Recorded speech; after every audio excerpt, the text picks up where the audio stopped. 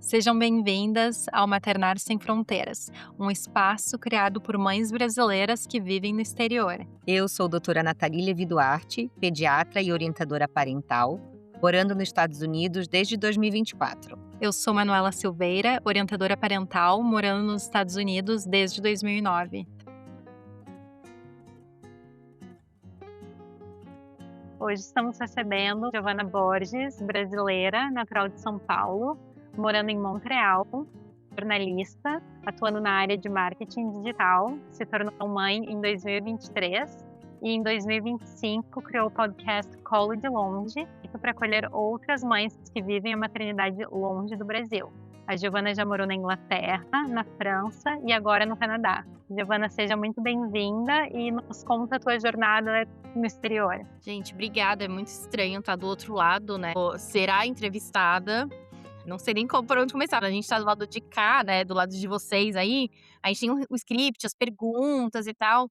Mas, bom, eu criei o Colo de Longe em 2025 pela falta de falar português, basicamente. Como vocês falaram, eu sou jornalista, me formei no Brasil. Mas quando a gente sai pro exterior, a gente abandona o português, né? A gente vai navegando ali pra onde a maré leva e eu acabei indo pro marketing. Depois que eu pari o meu filho e depois que eu comecei a perceber que eu quase não falo português, porque o meu marido é francês, a gente fala inglês. Moro em Montreal, que a língua é francês, inglês e tal, bilíngue. Eu comecei a falar: "Cara, eu não falo português", né, eu pari em outra língua, eu trabalho em outra língua e eu não pego meu celular, eu não falo com ninguém. É minha mãe, né, e tal, áudio de amigas. E aí me veio muito essa vontade de trazer o português e eu acho que muito do meu filho, de falar com alguém que não me respondia na época, mas eu ficava falando com ele, né, desde a barriga em português. E a maternidade veio ali numa avalanche, como sempre, pra todas as mães. E eu falei: "Cara, eu preciso falar português, não é possível que só eu passo por isso, não é possível que só eu acho difícil, que só eu me sinto sozinha, que eu não tenho nenhum padrão, né, de olhar para o lado e falar: 'Como que a minha mãe faria?'. Não sei, porque a minha mãe não tá aqui". Então eu comecei a me apoiar muito nas mães, assim, nas minhas amigas que estavam no Brasil. E aí eu comecei eu troquei muita ideia, assim, no começo, eu ainda troco com muitas amigas. E aí eu falei: "Por que não ouvir outras mães, né?". Gente, um conselho de mãe é a melhor coisa que tem, né, e não nossa mãe, as outras também. E aí que veio o Colo de Longe, a conversa, cada episódio é diferente, tópicos diferentes, com mulheres diferentes do mundo inteiro, pra gente falar como foi a experiência da maternidade, é a experiência da maternidade. E, enfim, a intenção é realmente acolher as mães, estamos aqui no mesmo barquinho, passando pelas mesmas dificuldades, umas mães mais ali, outras menos, mães de adolescentes que já estão ali em outro patamar, meu filho só tem 2 anos. Mas enfim, foi esse o projeto e eu tô há 9 anos no Canadá. Como a Manu falou, já morei na França 1 ano, morei na Inglaterra 1 ano, e foi na Inglaterra que eu conheci o meu marido. Que te motivou a sair do Brasil? Bom, primeira vez que eu morei na Inglaterra eu tinha 19, 20 anos, super nova, fiz 2 anos de jornalismo, tranquei, passei 1 ano na Inglaterra. Nesse 1 ano na Inglaterra, você novinha ali, né, viaja, faz Eurotrip, conheci um monte de país, abriu muito meu mundo de falar: "Nossa, tem uma vida muito mais legal lá fora, olha quanta coisa legal que eu tô vivendo". Nesse meio tempo também eu conheci o meu marido, que deu uma ajudada, tá, mas eu ainda tenho 2 anos pra terminar da faculdade, não vou largar. Então a gente namorou 2 anos à distância. Quando eu ia me formar, eu falei: "Olha, estou livre, de certa forma, pra ir fazer alguma coisa na minha vida, fazer uma pós fora", eu tinha muita vontade de fazer pós na Califórnia. E ele falou: "Cara, pra Estados Unidos é muito caro, assim, não dá pra eu largar tudo aqui e fazer alguma coisa, estudo é muito caro". E na época ele já tinha aplicado para o visto do Canadá. Eu acho que ainda tem um programa de Holiday Visa, que você pega 2 anos de visto, mas tem que ser selecionado, não sei como que é hoje, mas em 2015 era assim. Então ele aplicou sozinho, na época estava, enfim, a gente namorava, mas, né, status solteiro, e ele aplicou sozinho e falou: "Olha, eu apliquei para o Canadá, não sei se vai dar certo, só que eu tenho vontade de ir pra Montreal, que é uma cidade bilíngue", e eu não falo francês, eu só falava inglês. "Ah, então você não quer passar 1 ano na França e aprende o francês, depois se for aprovada, a gente vai pra Montreal?". Uma pessoa desapegada, eu falei: "Tá bom, pode ser". Me formei, vendi a única coisa que eu tinha no meu carro, que nem fui eu que paguei, meu pai que deu. Eu falei: "Pai, vende tudo, porque eu tenho certeza que eu não volto mais". Escolhi um curso de francês, fui morar na França com ele. Eu 2 meses morando junto, ele: "Vamos casar então". Então eu falei: "Tá bom, vamos casar", porque aí acho que fica tudo mais Esse fácil, você você já tinha o fica quê? 21, 22? 23. Super nova, assim, pra geração, né, casar com 23. Deu 6 meses eu casei, e acho que 2 meses depois, assim, já fomos aprovados para o visto. Eu mudei pra França em março de 2016 e casei em outubro de 2016 e mudei para o Canadá em março de 2017. Então foi tudo muito rápido, assim, não tive muito tempo de processar tudo o que estava acontecendo. Porém, eu já tinha falado pra ele que eu não me via mãe jovem, eu não me via mãe, assim, 25 anos. Eu queria muito viver minha juventude, também queria fazer a minha pós, que eu tanto queria, né, que o plano era ir pra Califórnia, mas acabei fechando a pós aqui em Montreal. Não é porque eu casei que assim, casamos, mas eu ainda tenho 23 anos. Então eu dei uma enrolada pra filhos, assim. E aí, depois de conquistar emprego estável, casa própria, 10 anos depois quase de casamento, eu falei: "Tá, agora eu acho que eu tô pronta". Então, viramos o ano de 2023 e 23 e o Adam veio a primeira tentativa, ele já veio, foi até uma surpresa de: "Meu Deus, eu queria, mas eu não sei se eu quero", sabe, já veio, assim, o positivo de: "Meu Deus, sério, eu queria muito". Não dá pra mudar Lá, de é uma ideia. coisa é querer, Sim, outra agora coisa já era. Todo mundo fala isso: "Ai, pode demorar 1 ano", e realmente, né, pode demorar muitos anos. Mas quando eu vi o positivo ali, assim, eu falei: "Meu Deus, tá acontecendo, agora gente, eu sou mãe, né, agora mudou completamente". Estava completando 30 anos, e eu tinha amigas no Brasil que tinham filhos, algumas aqui também, mas mais velhas. As minhas amigas aqui sempre tiveram 38, 40, então eu me sentia um bebê, eu falava: "Gente, eu não sei nada da vida, assim". Mas depois eu comecei a entender que mesmo tendo 40 anos e tendo filho no mesmo tempo que eu, a gente estava muito igual na questão da maternidade. Claro que sua maturidade e tal é diferente, mas as 2 estavam navegando a mesma fase. E foi aí que também me deu muito impulso para o colo de longe. Para essa geração eu fui relativamente mãe nova, e eu falo com mulheres de 40 que têm as mesmas dúvidas que eu.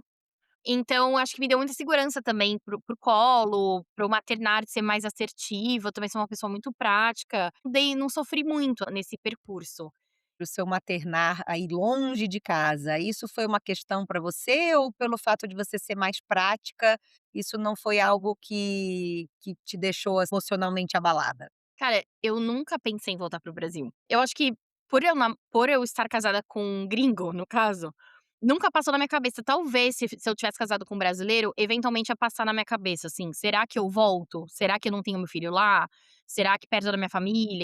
Meu marido é francês, a gente tá aqui estava aqui já, sei lá, 7 anos já. Assim, não passava nem na minha cabeça, assim, voltar pra ter além da questão burocrática, que assim, meu filho ia deixar de ser canadense para depois eu ter que pedir a cidadania dele, que a gente já é cidadão, mas aí eu ia ter que fazer todo um processo que eu falei: "Nossa, nem passa na minha cabeça".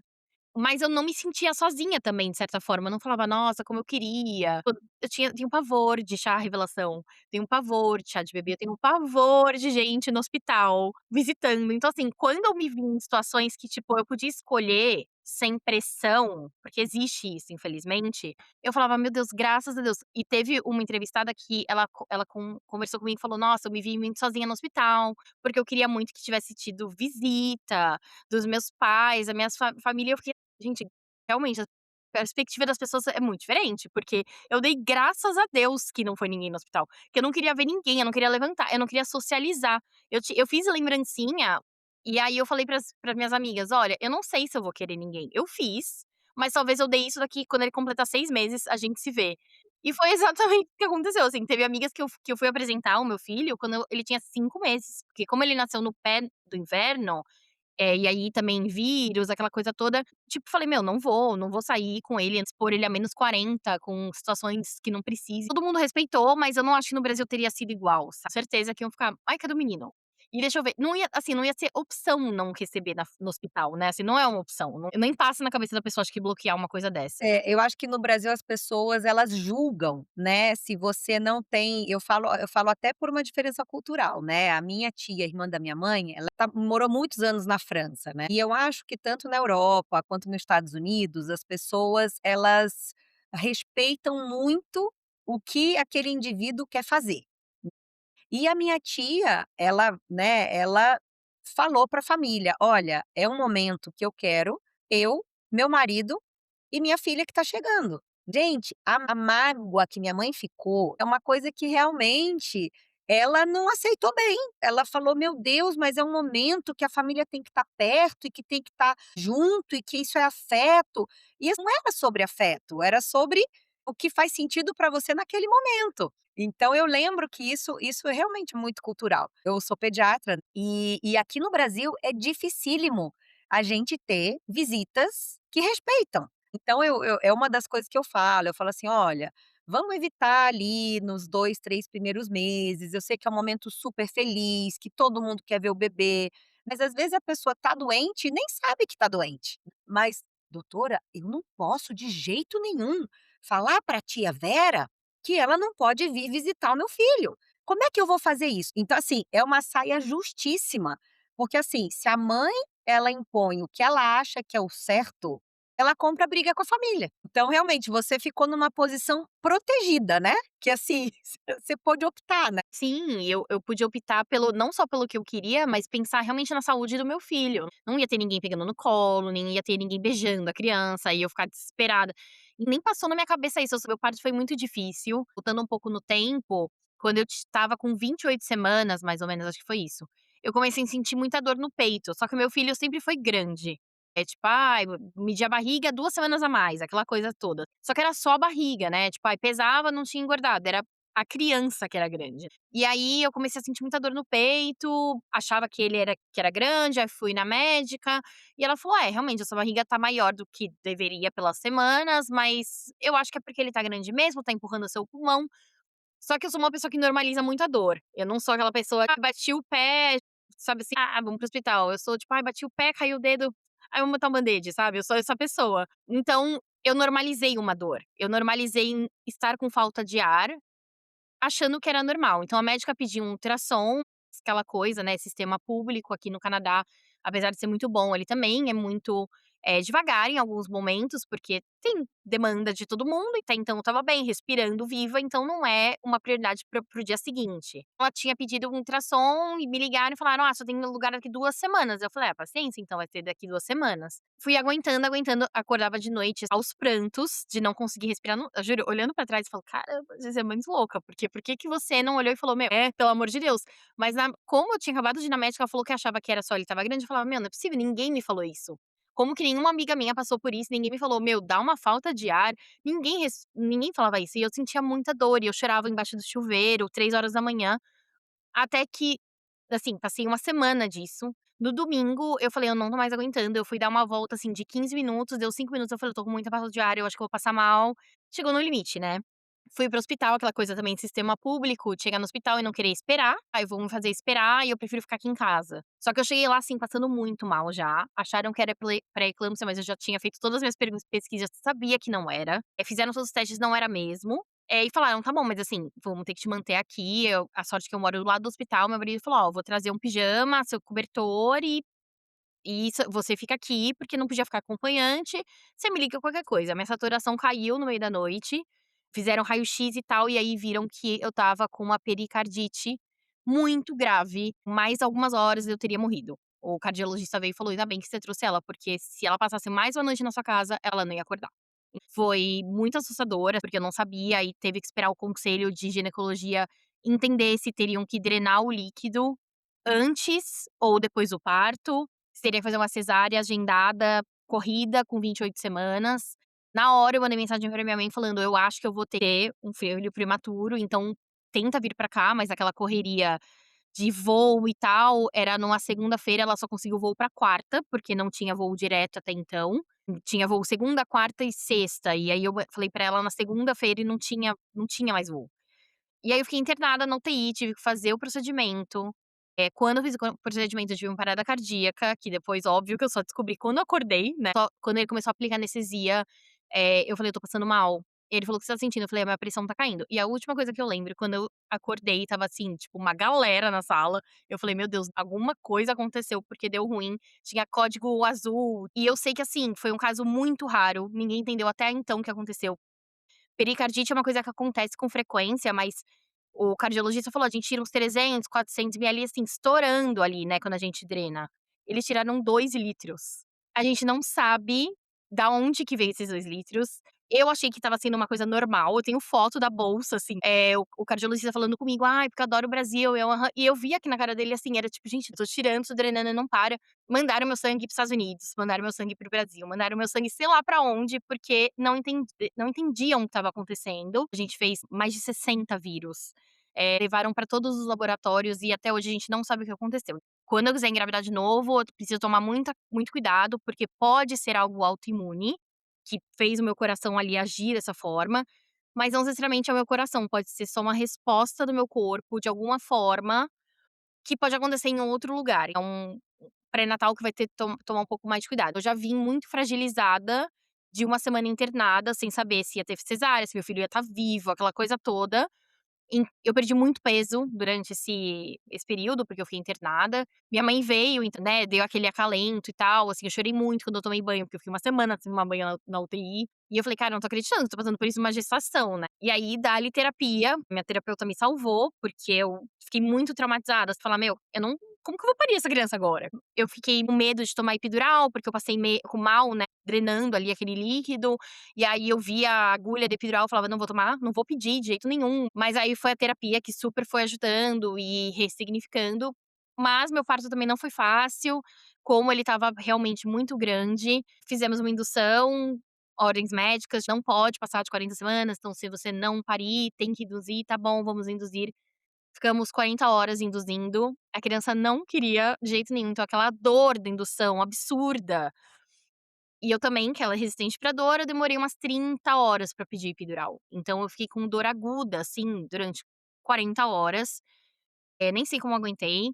Quando eu pedi epidural, já não podia mais comer, também estava com muita dor, não tinha comido antes, então estava muito fraca, tipo, nem abria mais o olho. E fomos pra uma cesárea. Uma batalha ali de 2 partos, pós um acontecimento recente. Foi muito difícil, assim. Minha primeira semana pós-parto foi muito difícil, porque eu chorava muito por não ter entendido, eu me sentia punida, sabe. Nossa, porque tudo isso aconteceu comigo, né, da questão da UTI, não foi um parto que eu queria um parto normal, na banheira, aquela coisa toda. Não foi nada desse jeito, ainda acabei em uma cesárea, não sabia que aqui eles grampeavam em vez de, tipo, costurar, e quando eu vi ali no espelho as grampos, eu chorava compulsivamente, falava: "Nossa, porque era tudo caótico". Sabe quando você já tá no limite do limite e te empurraram da beira? Foi isso que aconteceu. Mas tirando essa primeira semana, assim, depois eu fiquei bem, aceitei, mas eu demorei um tempo pra aceitar a cesárea, falando: "Cara, não é possível, já deu tudo errado e nem o parto normal eu consegui ter". Hoje já é normal, hoje eu já falo: "Ah, já foi, né, 2 anos", aí no começo foi difícil pra mim. Foi uma jornada muito difícil no fim, mas eu nunca senti muita falta da família, eu só queria resolver. Eu sou muito prática, tipo: "Não quero mais estar aqui no UTI, só quero parir logo". Eu que pedi a cesárea, quando eu vi que não estava avançando, eu falei: "Tá, tá, já cheguei aqui no meu limite", quando eu tomei epidural eu falei: "Cesárea, chega pra mim", mas ainda tentaram por um tempo, e aí eu falei: "Não, chega". Acho que isso me ajudou muito a não sentir muito, assim, de virar a página muito rápido. A amamentação também não rolou, porque eu estava tomando cortisona na época por conta da UTI, então quando eu fiz o desmame da cortisona também fiquei não consegui amamentar, tipo, começou a secar o meu leite, eu tinha um monte, e quando eu fui fazendo o desmame foi também quebrando o leite de certa forma. O cardiologista disse que poderia acontecer, aconteceu comigo. Tudo que eu idealizava não aconteceu. Eu acho que teria sido um gatilho grande para uma depressão pós-parto, mas não foi, tentei, assim, virar muito a página rápido. Tá bom, paciência. Meu filho também foi muito fácil em alguns aspectos, dormi muito bem desde sempre, então também não sofri com privação de sono, então algumas coisas ajudaram ali no processo, mas não foi um período muito fácil, assim, em geral. E sua mãe ficou quanto tempo com você? Eu fiquei na UTI, ela ficou 15 dias e super ajudou, assim, acho que ao falar português, a se sentir cuidada, porque o meu marido tinha que trabalhar, né, a vida continuava, então eu parei de trabalhar nesse momento, me deram uma licença, falaram: "Ah, a gente não quer que você se estresse mais, então vou te dar uma licença pra você parar de trabalhar a partir de agora". Então foi muito bom, porque eu fiquei sem trabalhar com a minha mãe 15 dias, depois ela foi embora, e essa transição foi muito boa pra mim, porque eu acho que se eu tivesse saído da UTI sozinha, sem trabalhar, sem ocupar a cabeça, eu não sei como teria sido, assim, minha mãe me salvou muito nesse aspecto. E aí quando eu pari, eu não quis ninguém aqui. Meio contraditório também, mas normalmente as pessoas: "Ah, mãe, vem pra cá, porque como que eu vou parir sem você?" E eu falava: "Não venham, não venham, porque se vocês vierem, tanto minha mãe quanto meu pai, eu vou entrar num ciclo de ajuda que não vai existir. Eu preciso me entender com o meu marido, entender quem é o meu filho nesses primeiros 30 dias, como que a banda toca, e vocês vão dançar conforme a música toca. Vocês não vão vir dançar aqui comigo e vão embora e eu vou falar: "E aí? E aí quem que faz a comida? E aí como que a gente se reorganiza?". Meus pais chegaram Interessante. 30 dias depois que meu filho nasceu e eu falei: "Olha, a minha rotina é essa. É assim que eu faço as coisas. Meu filho dorme nesses horários". Então foi muito bom pra mim, porque eu ouvia das minhas amigas falando: "Ai, foi muito bom, mas quando a minha mãe foi embora, a gente ficou meio perdido".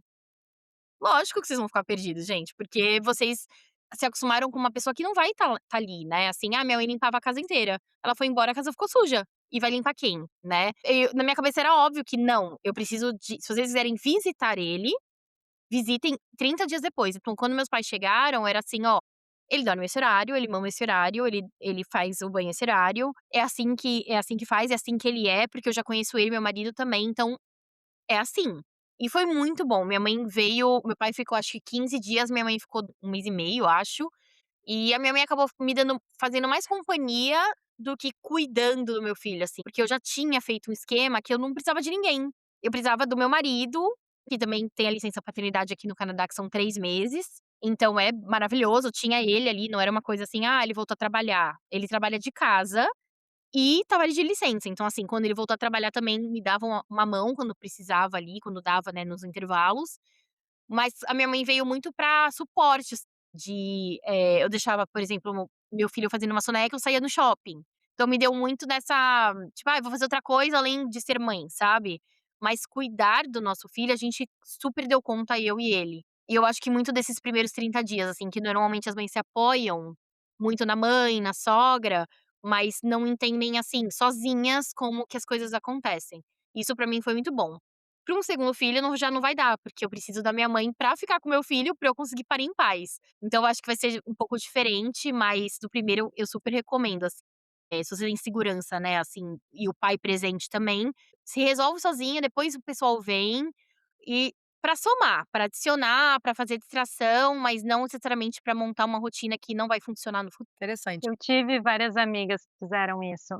Achei interessante a perspectiva. O meu primeiro filho, a minha mãe veio até antes, ela queria muito também ter a experiência da avó, ajudando a fazer enxoval, sabe, a gente foi, comprou tecido, ela fez colcha, minha mãe gosta muito dessas coisas. Quando eu engravidei, da minha filha, eu falei que eu não queria ela aqui, porque eu queria ter um parto em casa, né, eu sabia que era polêmico. E é bem isso que tu falou, pra mim, essa questão do parto, por exemplo, é uma das oportunidades de tu morar fora, no sentido de que tu olha e tu pode fazer do teu jeito. A minha mãe também ficou hum, magoada, mas depois, assim, aceitou, né, teve que aceitar.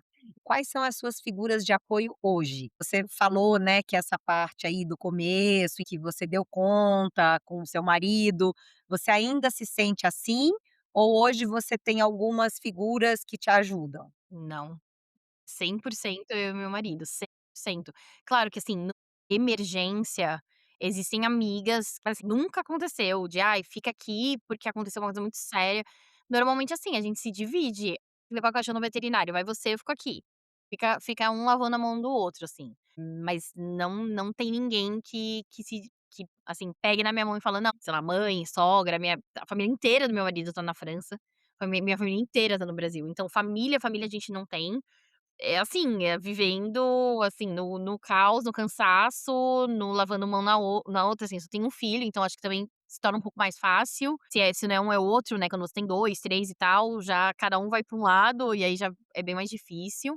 E é um dos motivos também de eu querer o meu filho que meu filho cresça um pouquinho pra eu pensar num segundo filho, porque eu acho que ia ser muito inviável pra gente ter um colado no outro, ia ser 2 bebezinhos em casa, sem ajudas. Quando a gente viu, meu filho também é uma criança muito energética, ele não é uma criança assim: "Ai, sentar e pintar", não vai, entendeu? Não vai mesmo. Até os 2 juntos a gente fala: "Meu Deus", a gente se olha assim e fala: "Meu, ele não para", graças a Deus, né, porque é uma criança saudável. Ao mesmo tempo, na questão do trabalho, é difícil quando a gente fala: "Nossa, vou colocar outra criança, quando que eu vou dar, né, conta?". Um dos motivos de eu querer que ele cresça um pouquinho, ele só tem 2 anos e meio, né, pra que eu coloque outra criança no mundo, pra que ele seja um pouquinho mais independente, ele entenda um pouquinho mais.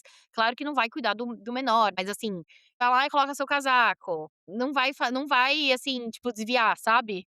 Lá, bota o casaco, ou fazer esse jogar o casaco longe, porque não queria o casaco verde, queria o casaco azul, né. Com 5 anos você já tá um pouquinho mais maduro. O nosso plano inicial real seria, tipo, back to back, assim, ter um e outro e acabou, ufa, passou. Mas conforme a gente foi vivendo, a gente foi entendendo qual a personalidade do meu filho, que também é bem ciumento. Não pode chegar perto de mim, né, meu marido, não pode sentar no sofá se eu tô no sofá, aquelas coisas, a gente falou: "Nossa, ele não tem maturidade agora, e a gente também não tem energia pra isso, e a gente tem um labrador, e também demanda, sabe, a gente vai ter 3 filhos em pouquíssimo tempo, sabe. Por enquanto a gente fica com esses 2, quando ele crescer um pouquinho a gente lida, mas, diariamente é eu e meu marido e não tem mais ninguém. E a questão da infra, assim, no Canadá com relação a isso, porque tu voltou a trabalhar depois da tua licença. Como que é essa questão? O governo cobre childcare, creche, como é que funciona? Eu não sei em outras províncias como funciona, eu sei que é bem diferente em alguns lugares, mas aqui no Quebec a gente tem creche, pública. Então você paga, eu acho que é $8 por dia, que é muito pouquinho, e você tem ali o integral da criança. Se você não acha em pública, você tem a privada, que é onde o meu filho, estuda, a gente nunca foi chamada por nenhuma pública. Também só coloquei creches muito próximas da minha casa, eu não estava muito a fim de dirigir, tipo, meia hora só porque era pública. A gente optou por uma privada que é muito perto da minha casa, mas também nunca chamaram. Então tem esse ponto de se você pensa que: "Ah, eu vou cobrir por um tempo o privado, até me chamarem para o público, nunca me chamaram, a não ser que você coloque muitas opções mesmo. Mas mesmo a privada, o governo me reembolsa 50%. Então eu acho que depende da renda da pessoa, se ela ganha menos do que eu, provavelmente o governo paga mais, mas no nosso caso é 50%, 50%. Então é uma média de eu pago uns $500 e o governo paga uns 550. Então, assim, não é uma coisa super barata, lógico, eu entendo para algumas pessoas $500 por mês é muita coisa, mas se pensar que o governo cobre metade, não fica tão ruim. Então, tem isso. E tem outra opção que é dentro da casa das pessoas, eu não sei se tem nos Estados Unidos. Home childcare. E varia o valor, que umas que o governo cobre, então você também paga 8, e tem umas que o governo paga metade com a escola. Então, depende, meu filho vai para uma escola privada, não quis dentro de casa, eu tinha um pouco de medo. Não da pessoa, mas dele ficar numa bolha, sabe, num mundinho, assim, de 3 alunos, e aí a hora que ele for pra escola, ele vai ver um monte e vai falar: "Meu Deus". Eu sei que tem o lado bom de ficar menos doente, porque é menos criança, mas assim, particularmente o Adam, ele ama a escola. Eu falo: "Você vai pra escola?" Ele: "Sim". Ele pega a mochila dele e vai com 2 anos e meio, ele fala: "Tchau", e sai. Chega lá sorrindo, volta sorrindo. Eu vejo que ele gasta muita energia, faz muita atividade com tinta, com coisa que você não quer na sua casa. Ali abre a tinta, eu já falo aí a criança tá pintando, você fica em cima, assim, né. Pega o pincel, você já não, o pincel não, a tinta eu abro, eu abro, eu abro. Você nunca que voe, né, aquela coisa. Você já fica tenso, ele faz atividade, ele se suja. Eu falo: "Ai, ótimo, ótimo, vai brincar, vai gastar energia, volta pra casa com energia também". Pra mim é uma coisa muito boa. Eu sei que a Nathalie sabe, não é tão recomendado pra 2 anos. "Ah, é melhor ficar com a mãe", mas eu falo abertamente, eu não ia aguentar, porque ele não é uma criança que senta e fica na mesma atividade, sei lá, 1 hora, meia hora. Então a gente vai brincar de jogo, quando ele cansa ele joga tudo longe. Cara, eu não sei mais o que inventar pra ficar aqui com vocês. E eu acho que eu me tornaria uma mãe muito chata, uma mãe impaciente.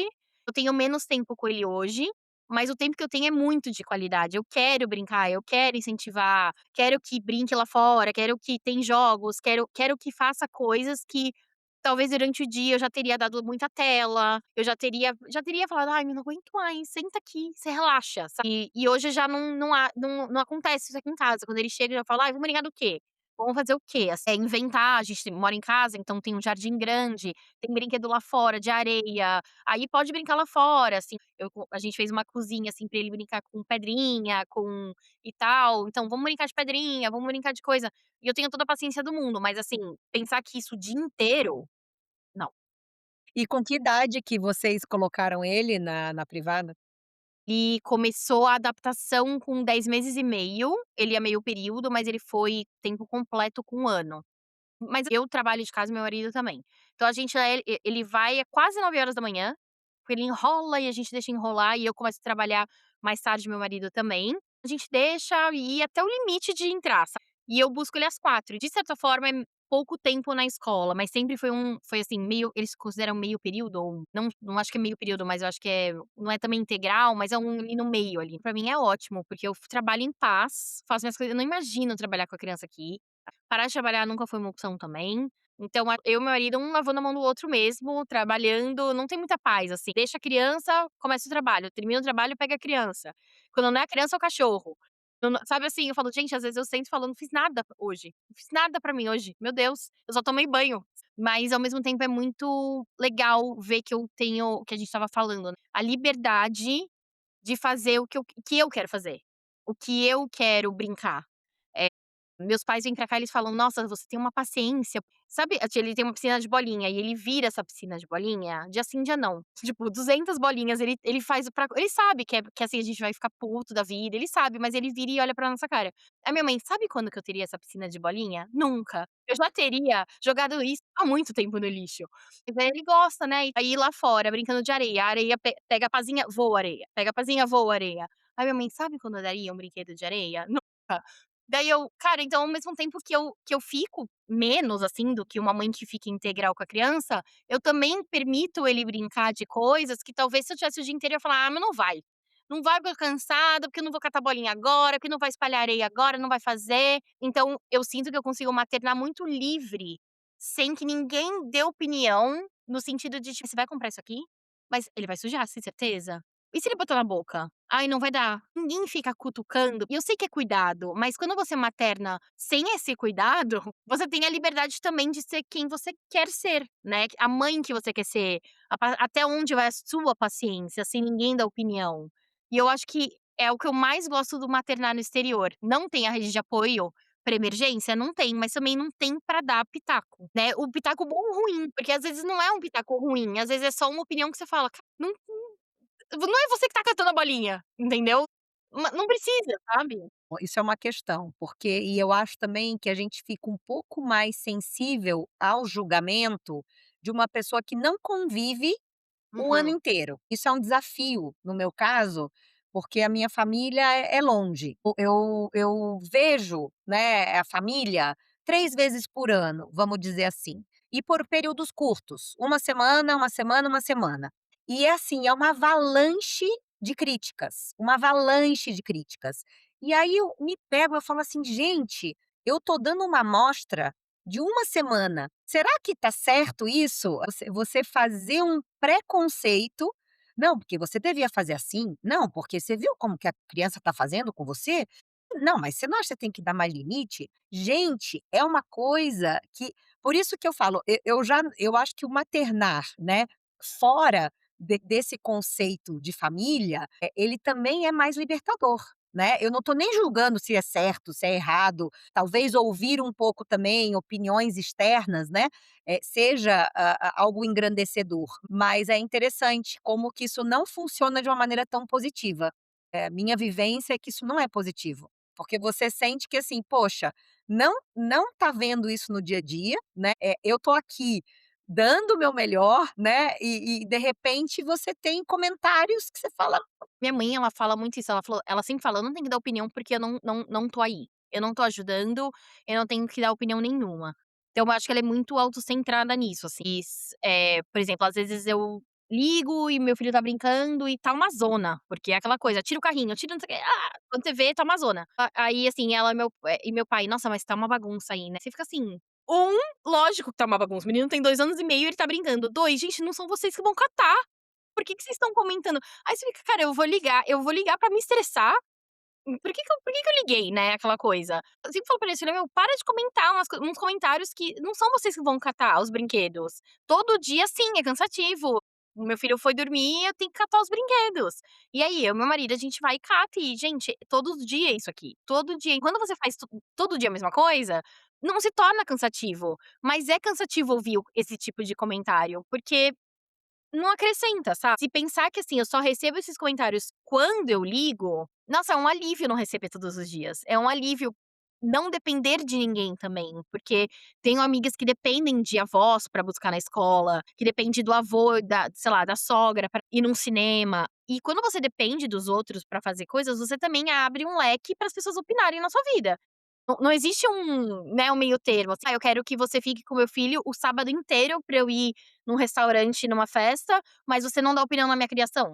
Difícil, né, porque é óbvio que se a criança fez um furacão na casa dos outros, eu vou chegar e falar: "Nossa, meu, hoje foi difícil". Aí você não vai querer ouvir também. O lado positivo é esse, como a gente tá conversando, né. O lado negativo, não ter apoio numa emergência e lidar com tudo. O lado positivo é: "Gente, eu tô numa bolha. Se eu quiser deixar minha casa revirada de cabeça pra baixo, sou eu que tenho que sa não te eu que tenho que saber", entendeu. Eu acho que esse conceito é muito bom e libertador mesmo. Fazer o que você quer sem ninguém achar, não tem que achar nada, porque você cuida. Acho que isso E é a muito bom. realidade no Brasil é tão diferente, né, por coincidência, estou com os meus sogros aqui, né, foi Dia das Mães, e a gente estava eu en entramos no assunto da questão das refeições. Eu já fui muito criticada pela minha família, porque eu entrei muito no esquema americano, a gente toma o café da manhã, o almoço é um almoço rápido, eu amo sanduíche, salada, é coisa rápida, e à noite a gente senta para jantar todo mundo. No Brasil tem muito aquela coisa de sentar para almoçar, e tem o arroz, tem o feijão, tem a carne. Eu sou do Rio Grande do Sul, tem espinhaço, tem carne de panela, tem não passo, e às vezes eu tenho que falar: "Mãe, tu teve empregada?". Claro, né, que a gente aqui está numa situação mais privilegiada, tem as pessoas que não têm, mas é muito mais uma realidade no Brasil de tu tem a faxineira vai uma vez, 2 vezes na semana, fica o dia na tua casa, às vezes cozinha. Aqui eu tenho a equipe de faxina vem, eles chegam às 8h30, às 11 horas eles já saíram, eles vêm em 3. Assim, eu tenho que organizar a casa inteira para eles chegarem, fazerem a limpeza, e foram embora. E a gente tem que manter. Mas, assim, quem cozinhe, tipo, se eu quiser alguma ajuda, tem as brasileiras que fazem as marmitas e tu vai pegar. Um luxo pra mim, dentro da minha realidade. A minha mãe e minha irmã adoram mandar ideias de atividades pra fazer com as crianças. Eu falo: "Gente, que ideia legal, guarda, eu tô chegando aí e vocês fazem". Ótimo, perfeito, estou precisando da ajuda, né. Mas é interessante, porque não tem uma noção assim, da realidade, nem visita e tal, mas o maternar, a sobrecarga, eu acho que daí a gente já fica mais sensível, porque a gente está cansada, então a gente não quer opinião, né, a gente só quer ajuda se for, né, o É. caso. Na questão da interculturalidade, né, Giovana, a gente está trazendo, assim, as diferenças, né, como que é a interação da família, não ali presente todo dia, à distância, mas assim, você é casada com um francês, tem um filho canadense, como é que fica essa passagem desse legado, né, brasileiro, na sua vida? O quanto que você valoriza isso, o quanto que você, não se importa com isso, enfim, falar um pouquinho sobre isso. Eu até ter filho, eu nunca pensei muito nisso, no como que seria, porque eu acho que era tão automático eu falar inglês com meu marido e francês às vezes, e ouvir ele falando francês e estar numa cidade bilíngue, acaba que o português é deletado. Assim, depois que meu filho nasceu, me veio muito essa vontade de: "Não, mas assim, eu falo português, eu sou essa pessoa", e eu nunca nem cogitei não passar, assim, nunca passou na minha cabeça, e a primeiras pessoas falavam pra mim: "Ah, mas é porque seus pais, né, são brasileiros". E eu falava: "Cara, não é só isso. Eu quero que ele saiba quem sou eu. Eu não quero, vou falar inglês e tal, virar canadense". Eu não sou canadense. Eu tenho a cidadania canadense, mas eu não sou canadense. Não tenho alguns hábitos a gente adquire, como a Manu falou, né, jantar de uma certa forma, né. O jantar aqui é 5 da tarde, eu não janto 5 da tarde, mas, assim, quando eu saio com a amiga minha, às 5 da tarde tem que sair. Então, algumas coisas a gente vai se adaptando, mas eu não sou canadense. E eu nunca tentei me encaixar, sabe. Eu sempre, lógico, né, a gente vai ali caminhando, porque também não dá pra ir contra, né, senão volta para o Brasil. Mas eu sempre tentei ser quem eu sou, assim, tipo latina, sou assim mesmo, falo assim mesmo, tenho sotaque mesmo, nunca tentei perder isso, nunca. Meu marido sempre fala: "Ai, eu acho tão fofo quando você fala francês, porque tem sotaque", "Mas eu vou continuar falando com sotaque sim, porque talvez um dia se perca pela, sei lá, 30 anos fora do Brasil, mas eu espero que não, porque eu gosto de mostrar que eu não sou daqui mesmo, mas eu vim pra cá e tô trabalhando e, enfim, batalhei muito pra estar aqui. Então eu não queria deletar isso. Fingir que eu não sou brasileira era falar me mostrar para o meu filho sem o português. Porque meu filho nasceu me conhecendo o que eu vou apresentar pra ele. Então ele é uma pessoa nova no mundo, que se eu começasse a falar inglês, ele ia simplesmente achar que eu sou canadense. Mesmo se eu falasse: "Ah, mas eu sou brasileira", o que que é ser brasileira? O conceito que ele tem e que ele vai ter é o que eu mostro pra ele. Então eu nunca quis esconder isso dele, eu sempre quis incentivar. Então desde que ele nasceu eu falo português com ele, o que é um desafio para o meu marido, porque algumas palavras ele só sabe em português. Às vezes o marido fala: "Azul?" Aí eu: "Ah, é blue". Aí ele: "Ah, azul. Ah, tá bom". E como ele mistura as 3 línguas, ele fala às vezes ele tá brincando, ele fala: "Come on, come on". E aí do nada ele vira fala francês, do nada ele vira português. Eu sou a pessoa que mais entende ele, porque eu falo as 3 línguas e meu marido não fala português. 10 anos 13 anos juntos, não fala português, mas tudo bem. Entende, pesca, né, aquela coisa, mas não fala. Então eu falei: "Gente, é um privilégio, não só ele descobrir quem eu sou, a minha cultura, o meu país, entendeu por que que eu tô aqui também, quis uma vida melhor, uma vida diferente, quis dar uma segurança pra ele, uma qualidade de vida diferente, sem esquecer que eu posso passar essas raízes pra ele, né, eu posso passar coisas legais, ele vai para o Brasil, já foi para o Brasil, e que ele vai ver coisas diferentes, vai ver a casa dos avós, ouvir sotaques diferentes também. Então acho que nunca passou na minha cabeça esconder isso dele, assim: "Ah, eu vou sou canadense". Não, não, porque além do que quando a gente, né, torce Copa do Mundo, né, tá aqui uma guerra aqui em casa, assim, tipo, que camisa que ele vai vestir? A gente já tirou, tipo, 2 ou um, chegou num nível da gente comprar as 2 camisas e a gente vai levar numa costureira pra ela fazer metade, metade, sabe, porque a gente não entrou num acordo aqui em casa. Eu falei: "Gente, imagina que perder isso, né, falar: 'Ai, tanto faz, porque eu não sou brasileira'". Você é brasileira, não interessa, sabe, você é brasileira. Então, a gente adquire hábitos, mas eu acho que o mais legal é isso, é adquirir hábitos ao longo, mas sem esquecer das nossas raízes. O jeito que eu passo o meu maternar é um mix de tudo, mas sem esquecer da minha essência de 20 anos, 22 anos que eu morei no Brasil, eu não consigo esquecer, né. Minha mãe é brasileira, como que você materna sem lembrar da sua mãe? Então, sempre foi um mix de culturas, e também tem a questão de que meu marido ele é francês, mas a família dele é marroquina. Os pais são imigrantes do Marrocos, nasceu na França, mas ele foi também criado com uma outra cultura. Então ele vem muito desse background, de ser criado numa cultura, porém viver no dia a dia uma outra. Então ele fala árabe, ele fala francês, mas ele tem esse mix de culturas, assim, às vezes eu falo: "Nossa, hoje você tá muito francês, cara, você não para de reclamar". E às vezes ele tá super árabe, super felizão. Então a gente brinca, eu falo: Que você quer ser hoje, né?". E aí a gente sempre tenta ter muito cuidado do que a gente impõe para o Adam, porque uma coisa que é normal pra mim, pode ser completamente aleatório para o Adam, assim, sei lá, comer arroz e feijão, para o brasileiro é muito comum, né. Eu não tenho muito hábito de comer feijão, meu marido também não, então meu filho não come muito. Por conta disso, assim: "Gente, eu não vou fazer feijão, porque eu não faço questão, nem meu marido, então se come, come pouco". E aí, assim, eu não vou mandar provavelmente uma marmita de arroz e feijão pra ele pra escola, porque eu não vou fazer isso, porque as outras crianças não fazem, mas ele pode comer de noite. Mas e se eu mandar, será que ele vai se sentir um ET? E vai falar: "Meu, não, mãe, não quero mais comer isso aqui, porque todo mundo olhou e falou: 'Meu, o que que você tá comendo?'", porque todo mundo come sanduíche. Então a gente tem que eu sempre tento tomar cuidado com o que é normal pra mim e tentar ver a cultura de uma outra forma, né, que agora ele só tem 2 anos e meio, então acho que vai chegar no período da escola que vão ter mais questões.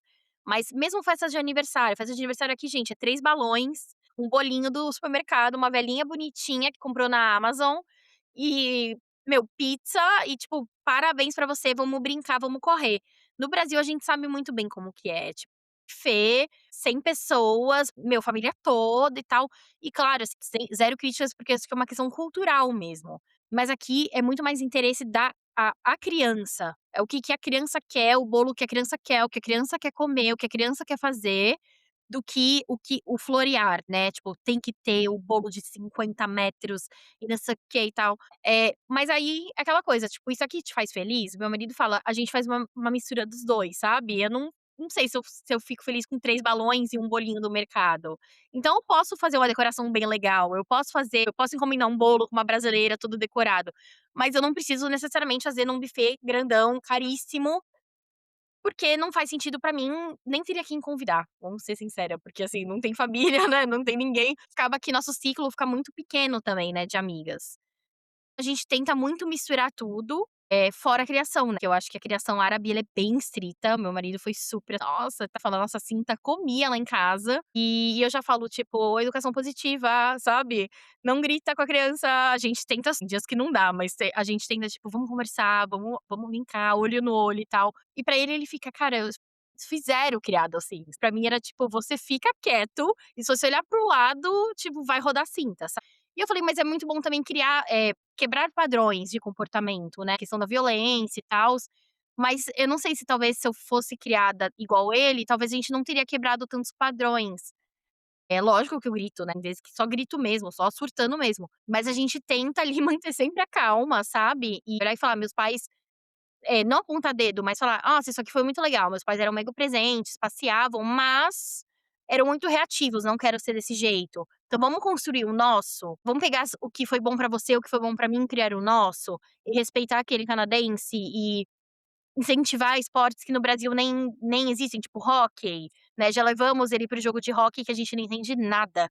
Fica os 2 assim: "Uhul, né, que legal". Não entendemos, mas ele precisa entender, né, ele tá num país do hóquei, né. O time daqui tá indo super bem, assim, tá tipo uma loucura nas ruas, e eu falo: "Meu, imagina que pena, né, eu falar: 'Não, mas tem que gostar de futebol. Tem que gostar de futebol, porque no Brasil é futebol'". Então a gente sempre tenta não impor e deixa muito o Adam mostrar o caminho, sabe, mostrar o que ele gosta, o que faz sentido pra ele e óbvio que se não faz sentido pra gente, não. Por exemplo, eles tomam muito leite, né, com a refeição aqui, é tipo comida com leite, eu falo: "Você vai tomar leite com refeição? Não faz o menor sentido você tomar leite com refeição". Então mas na cabeça dele faz, porque na escola fazem isso. E eu falo: "Não, você não precisa tomar leite, toma água, não tem por que isso".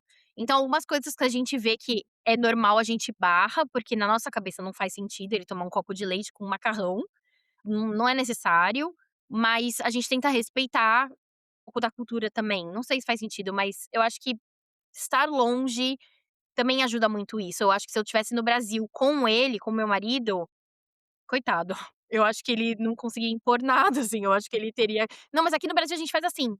E eu acho que ele não teria tanta liberdade que ele tem de falar: "Não, eu acho que, passou um pouco do limite hoje, acho que a gente não foi, né, fino o suficiente". E no Brasil a gente ia falar: "Ah, não, mas aqui é assim, no Brasil a gente faz assim". Aí teria muita opinião da mãe: "Ah, eu fiquei com pena porque você, gritou com ele hoje". Eu pedi 10 vezes com calma, sabe, eu falei 1000 vezes com calma e no final eu gritei, e é isso. Então, eu sinto que eu tenho muito mais liberdade de ser quem eu sou e autorizar, assim, o meu marido a ser quem ele é, e os 2 em conjunto serem 2 pais criando o filho. E eu não sei se em outra circunstância isso aconteceria. Das oportunidades, né, que a gente estava falando, assim, criar e para essa mistura de culturas muito diverso. Ele sendo árabe, vocês 2 de fora criando a família de vocês em país estrangeiro. Adorei conhecer mais da tua história. Tem alguma coisa mais que tu quer falar, né, para as mães que estão por aí, talvez pensando em migrar ou estão no exterior? Tirar proveito da situação, sabe, como eu falei várias vezes aqui, não ter rede de apoio é difícil, eu falo muito no podcast da falta da rede de apoio, o quanto é difícil saber que você não tem onde pisar, né, numa emergência você tem que se virar, é um pouco desesperador, mas tem muita coisa boa, de morar fora, de ter sua própria liberdade, definir seus próprios conceitos, você não deve nada a ninguém, satisfação a ninguém, só o seu marido ali que tá com você. E eu acho que isso é muito bom. E faz muito bem saber que o que eu dou para o meu filho, o que eu ofereço para o meu filho, não existem olhares ali, julgando, eh, a forma que eu materno, a forma que o meu marido é pai ali, a forma que a gente construiu, não existem olhares, pitacos, a gente também não abre muita porta para isso, não peço muita opinião pra minha mãe, assim, meu marido muito menos pra minha sogra. Coisa de homem também. Então, eu sinto muita liberdade e eu sinto que eu tô num caminho muito legal, assim, sabe, do maternar, de falar: "Cara, eu tô criando uma criança muito legal, uma criança muito amorosa, que respeita, sabe, que não escuta, mas escuta, que eu nunca te precisei bater, sabe, qualquer reação, que não precisei deixar de castigo, enjoelhado no milho, como faziam". Não precisa disso, porque a gente não tá devendo nada a ninguém, sabe. E eu acho que no Brasil a gente tem muito esse sentimento de: "Ai, precisa ser educado, precisa sabe, porque como que eu vou na festa e a criança, sabe. E aqui eu falo: "Gente, meu filho não escuta mesmo, porque ele é uma criança energética e pra ele escutar eu preciso falar 10 vezes". né. E eu acho ok, tá tudo bem, eu vou ter que sentar com ele e falar: "Meu, respira, respira, relaxa", sabe. E eu não me sinto pressionada a fazer isso rápido, porque eu não devo nada a ninguém. Isso, assim, para as mães que maternam fora ou estão pensando em migrar, pensa no lado bom, no lado positivo de você fazer o que você quiser, falar a língua que você quiser, introduzir o que você quiser, mudar o almoço para o jantar, dar leite com macarrão se fizer sentido pra você, porque ninguém vai chegar na sua casa e falar: "Meu Deus do céu, você faz isso, isso, isso". Faço. Ninguém vai fazer isso, né. Igual a Nathalie falou, aquela semana que você convive, muita gente vai julgar mesmo. Quando você vai para o Brasil, um monte de gente vai julgar. Quando vier a visita, um monte de gente vai julgar. Só respira fundo, porque essa visita vai embora. E aí você não precisa Aproveita a visita. gente, relaxa, sabe, faz o que faz sentido pra vocês, que eu tenho certeza que maternar acaba sendo muito mais leve do que você ficar pegada, o que a sua mãe vai achar, o que a sua sogra vai achar, o que você vai falar pra aquela amiga que nem te perguntou nada. Ela nem perguntou e você já tá querendo se justificar do porquê que você não dá doce, do porquê que você não dá tela. Fecha a sua bolha e faz o que é melhor pra sua família. Então essa é a minha dica, assim. Giovana, muito obrigada. Assim, admiro muito o teu trabalho. Parte de mim fica chateada que eu não conhecia o teu trabalho antes, e parte de mim, eu acho que eu conheci exatamente no momento, assim, eu estava criando a conta do YouTube e fui colocar na inteligência artificial essa ter certeza que não tinha ninguém com nome, né, a gente estava decidindo o nome, Nathalie e eu falei assim: "Só um pouquinho, a síndrome do impostor, né, ela é jornalista, olha que lindo esse trabalho". Eu acho que se eu tivesse conhecido muito antes, eu não sei se a gente teria feito, né, a Nathalie falou: "Vamos embora, vamos lá", porque é muita gente fora. E ao mesmo tempo, assim, a conexão que a gente está criando é muito interessante, né, que eu fico assim: "Nossa, olha, ela entrevistou a Christy, tem alguém seguindo ela que a gente também conhece", né, a gente entrevistou a Tati, eu vi a Tati, já tá te seguindo também, eu falo: "Gente, esse mundo das mães imigrantes é pequeno, mas também tem muita gente pra gente conversar, né, trazer as histórias e conectar, aproximar". Então, assim, gratidão pelo teu trabalho, é lindo e continua, e a gente vai inspirando uma outra, né. Ai, com certeza, gente, vocês também. Eu acho que tem espaço pra todo mundo. E todo mundo tem algo a adicionar, né, quando você me chamou e falou: "Ah, acabei de conhecer seu trabalho, a gente tá abrindo a conta e tal", eu super apoiei, eu falei: "Não, vai", porque, assim, não existe, ai, competição, sabe, no final das contas são mães conversando e sempre vai agregar. Fico muito feliz de estar aqui, né, sendo entrevistada hoje do outro lado, mas foi um papo super gostoso, espero que quem vai escutar aí, destrave um pouco aí do maternar no exterior. Sigam a conta de vocês, a minha conta, tem muito conteúdo legal nas duas. E os brasileiras aí que querem conversar com a gente, né? Porque também é difícil convencer a mulherada, porque a maioria fala coisa de mãe, né? Ai, tem que ver que horário que eu posso, aquela coisa, e fica tipo 3 semanas sem responder, e depois fala, meu Deus, eu te esqueci, né? Quem quiser participar, né, sempre pode me chamar. Eu recebo muitas mães que falam, eu queria muito contar minha história. E eu amo quando isso acontece, né? Mostra que as pessoas têm sempre algo a dividir, tem mesmo. Todos os episódios são super legais. Do meu canal, do canal de vocês. É um prazer estar aqui e dividir isso com vocês. Obrigada. Obrigada a vocês. Obrigada por estarem com a gente. Se essa conversa fez sentido para você, compartilhe com outras mães que também estão maternando longe de casa. Nos acompanhe aqui no canal e nas redes sociais para continuar essa troca. Queremos lembrar você de que não está sozinha e que é possível maternar com mais leveza entre culturas e fronteiras. Até o próximo episódio.